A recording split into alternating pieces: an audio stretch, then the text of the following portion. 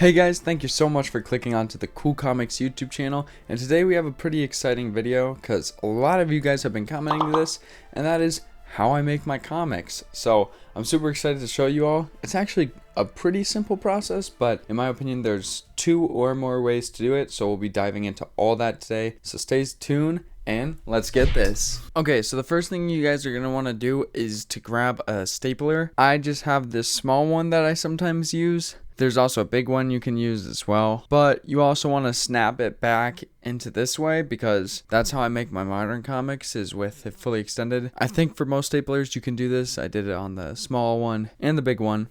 But once you got your staplers, then grab your paper. You want 1, 2, and 3 pieces, because then fold them in half all together, make sure everything's lined up, looking nice and crisp. But the reason we do 3 is because once you fold it like that, it actually becomes 8 pages on the inside, or that's still not accounting for a character page cover and the next issue and the back like I do with my comics. So that's why it's 3 pages, because there's 8 pages in the middle. But then first we'll do the old way. There's 2 ways to do this, but we'll do my old way first because it's pretty easy. You just staple 3 times, boom, boom, and boom, just like that. And it makes a pretty simple way to make a comic. Now, it looks pretty good. I'd give it like a B, but it's not the cleanest look you can do, because when you fold up the pages after reading it and stuff like that, it's eventually going to have this big crease there, which, I mean, looks okay, but it's not ideal. So now for the second type, my new way to do it, which I've only been doing since this year. I still probably don't know the best way, because I think there has to be an easier way than the way I do it. But first, grab your 3 pieces of paper.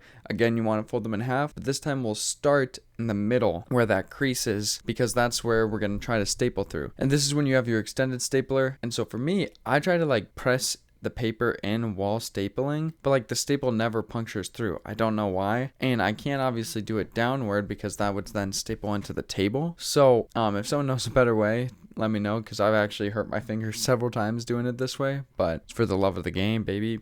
But anyway, this is how I've been stapling them. I'm going to speed this up because of how long it takes me to do it. But yeah, again, it's 3 staples, but this time all in the middle, looking flush like that. And then when you get done, this is how it looks. So there will not be any crease. I kind of misaligned this middle one, but that's whatever, since it still actually does look pretty good. I mean, ideally, you probably only need 2. I just do 3 since that's what I've always been doing. But yeah, I think the newer version does look cleaner, but that's how I make my comics.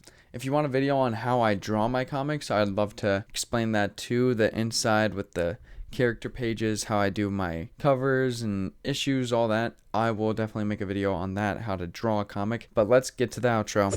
Well guys, I really hope you enjoyed, and I hope you learned something from this, since I've seen a lot of you guys obviously asking for this, and I hope I delivered. As always guys, thank you so much for the support. As of recording this right now, we're at just past 250 subscribers, which is crazy and awesome, and I keep seeing a lot of the same people comment, so that's always cool. But thank you guys for watching. If you haven't seen the previous videos or some of the read-throughs, I recommend go clicking some of those. As always guys, remember, God bless, Jesus loves you, and I'll see you guys next time. Peace out. Bye.